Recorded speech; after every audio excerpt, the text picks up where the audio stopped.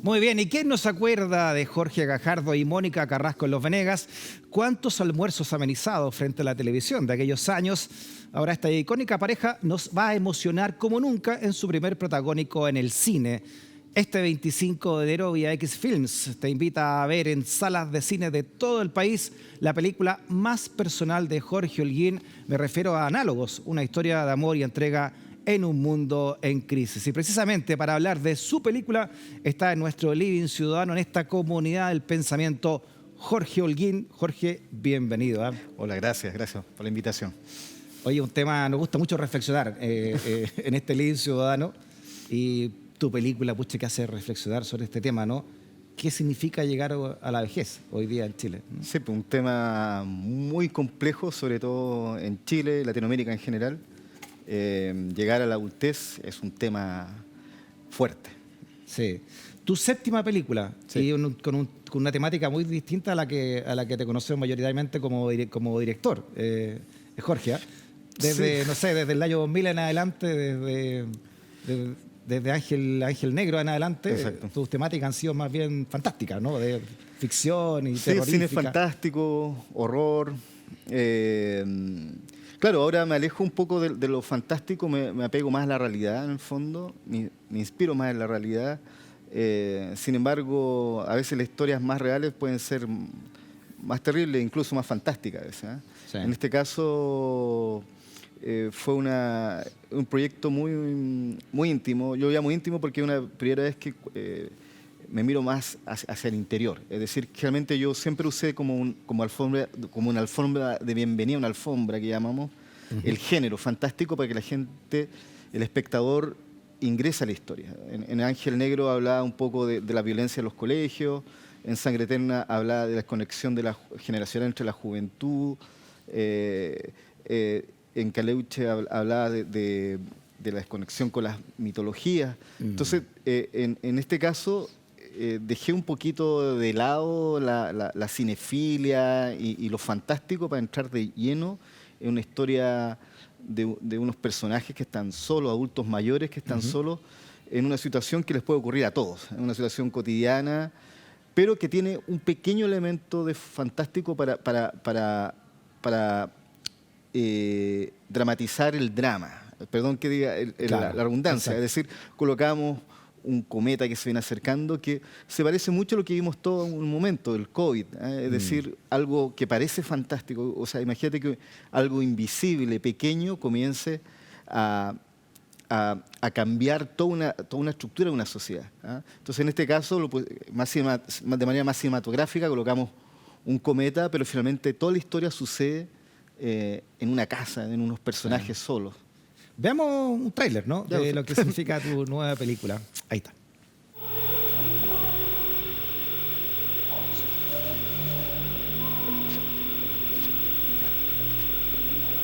Ya está casi lista, ya. Mira, la agüita nomás, una agüita. Agüita, ya.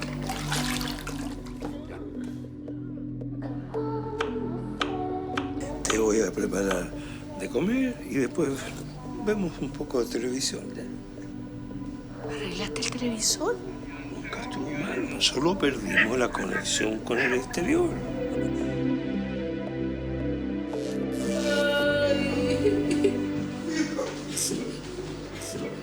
Y yo no quiero dejarlos solos. Así, sin conexión a internet.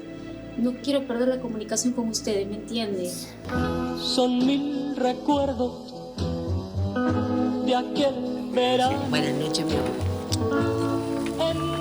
Insistimos, tanto las autoridades como los expertos dicen que no hay nada que temer por el paso del cometa verde en nuestros cielos, que solo está causando problemas menores en las transmisiones, mayormente en las señales analógicas, a pesar de la espectacularidad. En el espacio. Oye, el terror se mantiene, ¿no? Pero de ahora de la realidad, Claro. significa llegar a ¿qué te inspira para hacer esta película sobre esta realidad, ¿no? De la vejez en Chile? Yo creo, bueno, la situación de la contingencia, el abandono de los adultos mayores en Chile, o sea, y también una inspiración mucho más cercana, que fueron la historia de mis abuelos. Yo vivencié su ocaso, y sobre todo también vi cómo cuando llegan a adultos mayores, en caso de mi abuela que tuvo una enfermedad muy grave, vi como el sistema no funcionaba. ¿Ah? Entonces, vivir ese proceso, yo era un niño cuando vi todo ese proceso, me quedó siempre en mi imaginario, Sí. y aquí lo expresé en esta historia, imagínate que yo ya tengo más de 50 años, desde los 80 hasta ahora, Sí. no ha cambiado mucho el sistema Sí. para los adultos mayores. No, yo también, y cuando uno pasa los 50 años, te vas también sintiendo parte de una generación que viene, que luego vamos a estar en esta etapa de la vida, digamos. Claro, ¿no? es un tema que pasa que cuando uno es joven se olvida que Claro, uno no piensa a propósito de sangre eterna, claro, uno cree que es sangre eterna, ¿no? uno cree que es eterno, es un vampiro, pero la realidad no es así. ¿Ah? Y yo creo que todos vamos a vivir un proceso, ¿no? De la adultez. Ahora, cómo se vive esa adultez es el Ya. gran tema. ¿Ah? El nombre de la película es interesante, Análogos. ¿Te refieres a que es un mundo análogo versus digital? O Sí, es para que allá tiene va, que ¿no? ver, claro, tiene que ver con yo creo el cambio del milenio, que fue precisamente ese un poco se toca en la película. Ujú. Marcó un antecedente, si bien se acuerda que hablaban de que los incas, los mayas, no sé, decían que el mundo se iba a acabar, ¿no? Sí, pues el 2020. Y de ¿no? alguna manera, claro, tenían Claro. razón. Es decir, desde el 2000 lo digital pasó a ser central, ¿no? Y todo lo análogo comenzó a decaer hasta hoy en día. De Sí. hecho, entonces realmente hay un cambio en todo, ¿ah? En todo, en la vida misma. ¿Ah? Y aquí es el tema de la película, porque ellos no alcanzaron a entrar al milenio de alguna manera. La tecnología quedó Claro. atrapada en los 90. ¿Ah? Exacto. Ellos no alcanzaron a pasar. a los Nosotros 90. hicimos la transición, nuestra generación, ¿no? Exacto. Yo alcancé a escribir en máquina. Los primeros años que yo empecé a hacer Con liquid paper, en así borrando. 1991, no sé, se usaba en la revista B, a esa época se usaban máquinas de escribir. Y después pasamos al computador. O sea, fuimos testigos de esa transición Sí, análoga a de digital, hecho, digamos. yo mis primeras películas las filmé en cine. Ángel Negro y Sangre Eterna estaban filmadas en celuloide. Claro. Los guiones se escribían a máquina, se borraban. Así. Claro, Después llegó el en computador. cambio esta generación no tuvo esa transición. Oye, y además trabajaste con Jorge Gajardo y Mónica Carrasco. ¿Cómo los conociste y qué significa trabajar, además de una tremenda pareja actoral, también pareja en la vida real, ¿no? Sí. Ellos. Bueno, fue muy bonito que aceptaran. O sea, yo lo digo bonito porque en realidad fue un proceso muy emocional toda la película. Trabajar con ellos fue un agrado, fue una tremenda experiencia. Pero además, yo los conocí mucho tiempo, que yo estuve en Chile Films muchos años tratando de sacar la película. Tengo una oficina ahí en Chile Films. ¿Ya? Y al lado de la oficina de ellos está la oficina de producción de Los Venegas. Yo veía Estamos cómo hablando de qué trabajaba. año más o menos de eso. Estamos hablando desde el 2007, o Ya. sea, muchos años. Estuve como hasta que la película se realizó el 2011, entonces imagínate, Imagínate. tuve casi más de 4 años ahí viendo como hasta que vi el proceso de cierre de Los Venegas, que fue todo un tema, Mira. porque Los Venegas, yo me acuerdo que los veía cuando En esta chico. época, digamos, de esta foto. Así Claro. estamos hablando de los Venegas 2000, Entonces los veía 2000, siempre 2006. grabando, siempre. Y de hecho, yo invité a Mónica en un papel pequeñito, en una película coproducción gringa que hicimos de Ya. película de zombies. Entonces yo dije, algún día me gustaría trabajar con ellos, sería interesante. Y pasó el tiempo y inmediatamente pensé en una pareja de actores. Yo necesitaba que fuera una pareja de actores. Eso debo reconocerlo, necesitaba. Y dije, pero obvio, o sea, ¿quién más? Pensé en ellos sin preguntarles, llegué a escribir el guión. Ah, pensando en ellos. En ellos, directamente. Ah, De hecho, mira. o sea, por eso ahí viene un poco también el título de la película, la analogía con respecto a quién eran los Venegas, ¿no? Quién representaba a los Venegas en los años, pues fueron más de 20 años que estuvo al aire. Y a la hora del almuerzo ahí, ¿no? Una representación de la, Los de la- vimos crecer, de la clase los media vimos, trabajadora. crecimos con ellos, claro. Exacto. Entonces, me pareció como hacer una analogía con respecto qué pasaría con estos personajes llegando a Perfecto. la adultez y solos. Oye, y además, bueno, tú trabajaste con la ahora ministra Carolina Redondo Sí. en una película y me imagino que la viste también cuando hacías Los Venegas, cómo fue creciendo.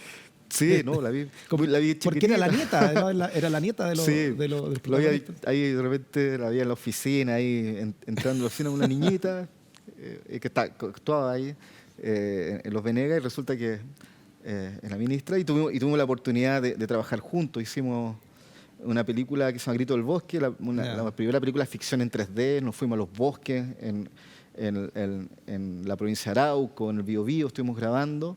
Una película muy linda y fue fue muy bonito el trabajo que hizo ella, porque tuvo que aprender Mapudungun, practicarlo, o sea, actuarlo, decirlo, expresarlo. Entonces, fue muy bonito la conexión también con las comunidades. Interesante. Bueno, va a estar en el lanzamiento, me imagino, también del estreno de la película que sí, va a estar en 2 semanas más, va a estar ¿no? en la premiere, en el estreno, así que estamos felices porque de alguna manera el proceso creativo de trabajo de una película es largo, o sea, en este caso fue bastante rápido, se filmó el 2022, tuvimos un año en post, pero sin embargo todo el proceso de toda la gente que trabaja detrás, Sí. todo el equipo. es muy Pandemia bonito. mediante, que imagino Más también, encima, sí. también tiene que haber cambiado los horarios. Sí, los la lanzamientos. disciplina, la forma de trabajar. Ahí está Grito el Bosque. Ahí sí. está Grito en el Bosque. Está mira. Fernando Urrejola, Pablo Brunetti. Ah, mira, ¿de qué año es esta Otro. película? Esta la grabamos el 2012, Mira, 10 años y salió el 2014, se estrenó en el Festival 10 Guadalajara en Los Ángeles, y Claro, ahí se ganó el premio, Ahí está Carolina. se ganó un premio, y una película 3D, Oye, en ese momento pues, estaba de moda el 3D. a propósito de eso, tú, claro, como hasta recién hablábamos que tenemos una pata análoga y una pata digital en nuestra generación, y grababas tu primera película en cine, y Sí. ahora las técnicas para grabación. ¿Cómo se graba esta película y cómo ha cambiado, no? Sí, Todo bueno. la industria del cine con eso. En este caso fue también, a mí me encantan los juguetes, por eso me metí en un lío ahí a filmar una película en 3D con Grito del Bosque.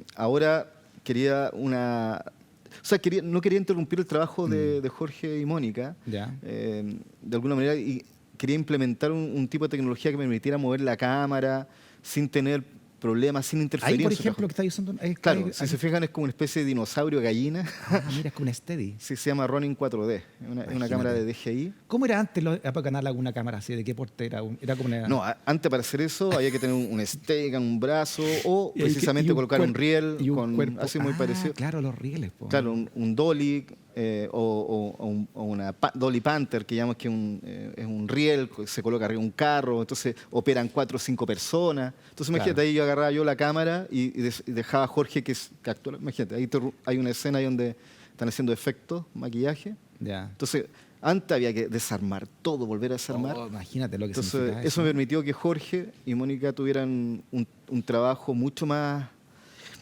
parecido un poquito a las tablas, es decir, Más teatral. un poquito más teatral, que se movieran más, que no interrumpieran su interpretación. ¿ah? Sí.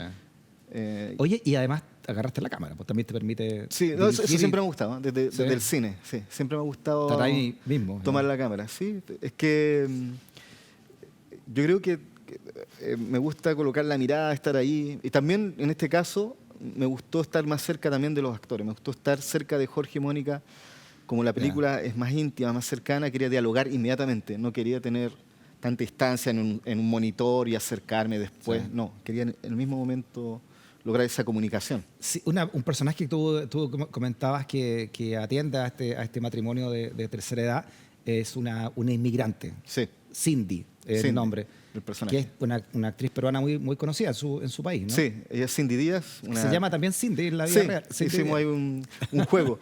Cindy Díaz es una actriz muy premiada. Ella fue por una película que se llama Rosa Chumbe, una película que estuvo nominada a los Oscar por Perú.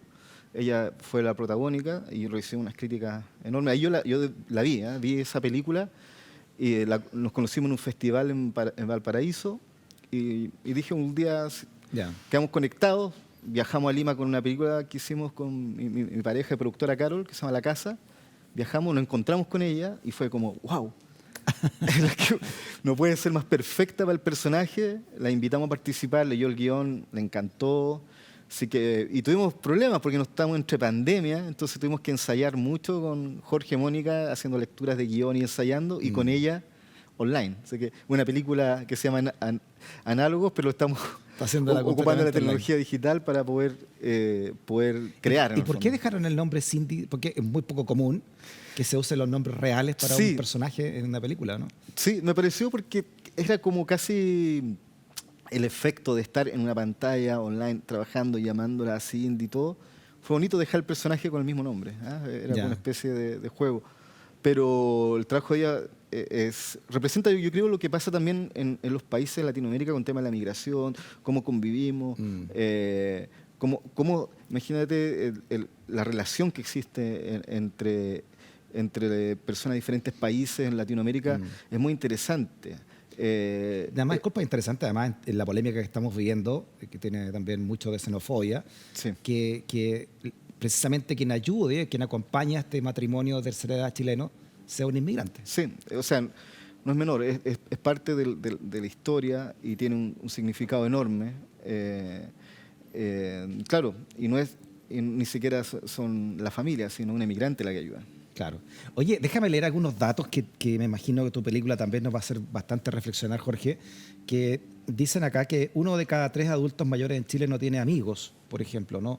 Datos que hemos recuperado, por ejemplo, del Observatorio de Envejecimiento de la Universidad Católica con la Fundación Confuturo, señala que un 28% de adultos mayores no tiene alguien que pueda prestar ayuda económica en caso de emergencia. El 28% hoy en Chile. Terrible. Casi un tercio, ¿no? No tienen.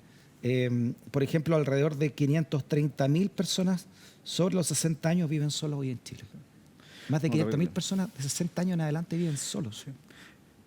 O sea, es un país que está envejeciendo cada vez más rápido, una sociedad en realidad. Esto es un efecto casi mundial. Hay en países que es mucho más notorio.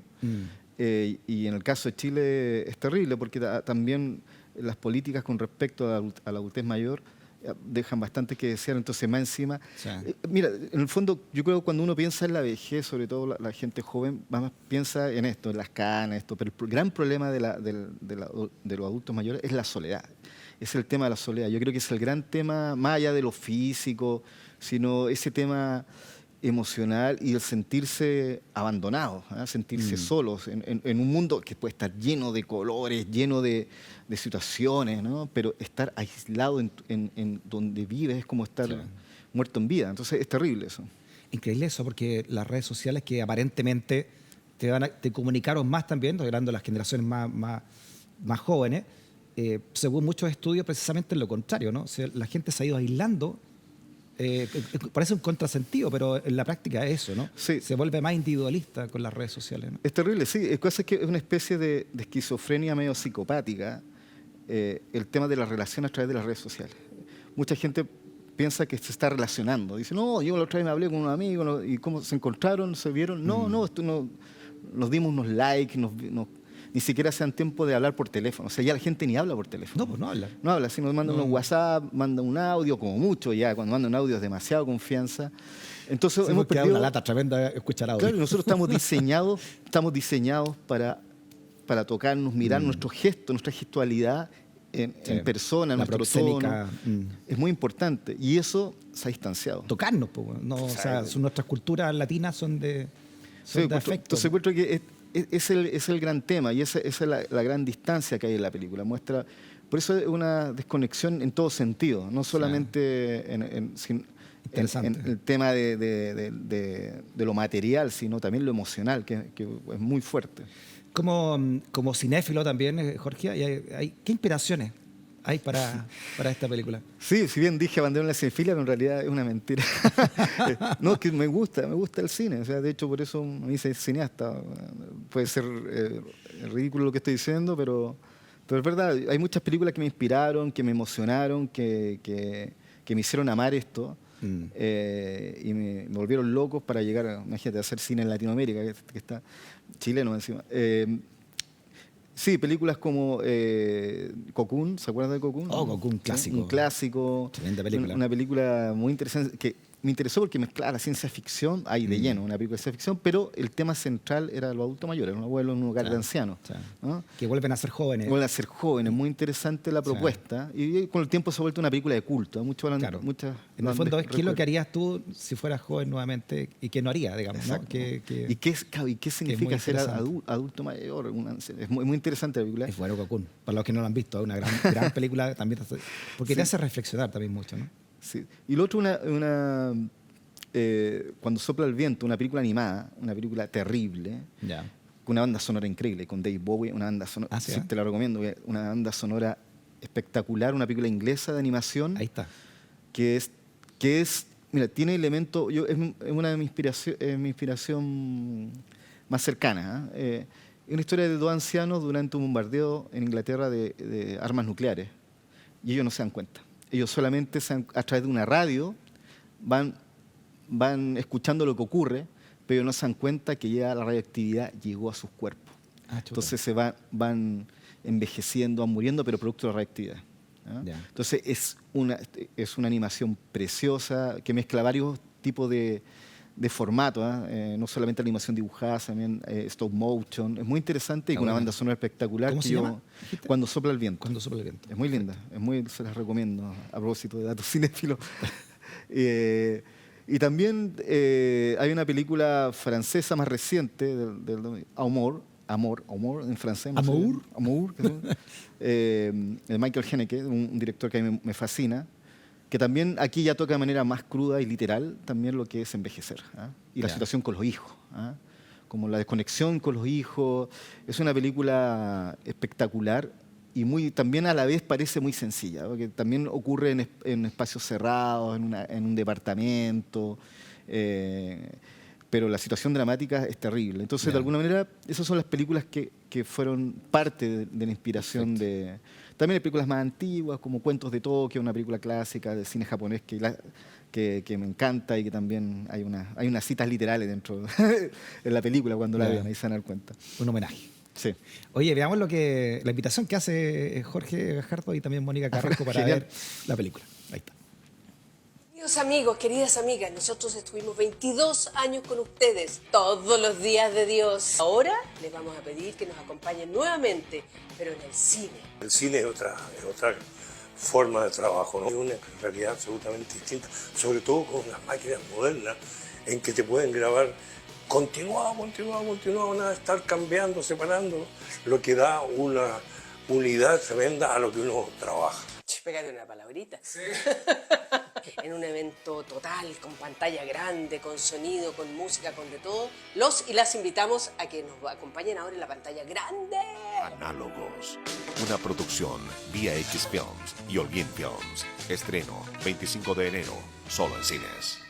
Oye, qué interesante para ti, Jorge. Grande. Aparte de trabajar con grandes actores como son Jorge y Mónica, que sea el primer largometraje también que hacen ellos, ¿no? Sí. Y que se conozcan, oye, además se conocen como pareja en la vida real, como dice mi abuelito. Sí, verídico de la vida real. Es que eso es interesante, por ejemplo, bueno, ellos llevan muchos años haciendo diferentes películas. Claro, pero juntos no habían juntos estado protagónicos, claro. nunca. Entonces, a mí me pareció, como no se le ocurrió a un colega antes, llamarlos, ¿no? ¿Y con tremendos actores. cómo se traduce eso? Trabajar con alguien que se conocen tanto, ¿no? Entre ellos. Fue maravilloso el training, imagínate el training, la comunicación que tiene ellos. Entonces, era dar un tips, ¿no? en escena y ellos se miraban y pum. Te lo pregunto porque en el trailer, aquí en esta ya hay una talla de Mónica a su marido, ¿no? Así como, mándate una palabra. Sí. Por eso digo que para mí fue un honor tenerlo en el set, ver ese trabajo, verlos trabajar. Fue hermoso, el equipo técnico estaban todos fascinados. Por eso cuando terminamos el rodaje fue muy lindo. O sea, fue un viaje para todos. Terminamos, fue un proceso creativo precioso. Verlo a ellos, cómo interactuaban, cómo se miraban. Yo les pedí unas cosas, unas sutilezas, y cuando llegó Cindy se generó una química. Muy interesante. Fue muy bonito ver el trabajo de estos tremendos actores. Aparte estaban muy claros con respecto a la cámara. Es que yo me acuerdo que los vi como grababan los Venegas, era una máquina, así grababan. Yo creo que en situaciones más difíciles que las teleseries. La teleserie se graba en switch, muchas escenas en un día. En cine nosotros podemos estar en un par de planos, así, en un día. Claro. Esto es una máquina. Entonces ellos más encima en los Venegas filmaban más rápido que una teleserie. Era impresionante verlo. Además, todos los días. Todos los días, se pone una máquina. Entonces, tenerlo en el set, darle otro ritmo, otra forma de trabajo, fue maravilloso. Oye, déjame un último dato nomás que a manera de reflexión, para que también los que nos estén viendo ahora se den cuenta de lo que viene, ¿no? Porque el 2050, o sea, 25 años más, el 32% de nuestra población va a ser adulto mayor. O sea, más de 60 años. Los que hoy día tienen 30 años, 40 años, van a ser adultos mayores. En ese sentido, ¿cuál es finalmente, Jorge, la reflexión que quieres dejar con esta película? O al menos la sensación que le quieres dejar a un telespectador. Sí, que vaya. Sea, mi pretensión tampoco es entregar una verdad, solamente una sensación de lo que viene o de lo que está pasando. Lo mío es yo soy un contador de historias. Yo cuento una historia y esta vez esta historia tiene que ver más con la realidad, una realidad que nos va a tocar a todos. Y solo yo pongo un poquito de atención nomás.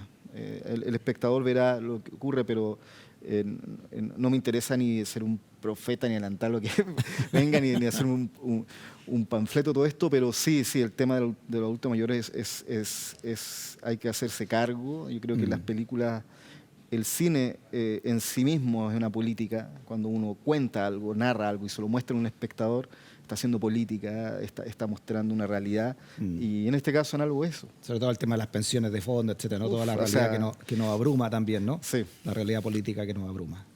Jorge, a nombre del equipo, muchas gracias y felicitaciones, ¿no? Por tu séptimo largometraje que se estrenan en 2 jueves más. O sea, del próximo jueves al otro jueves y al estreno para allá. Estoy nervioso ya. Así que todos invitados al cine, todos vayan al cine.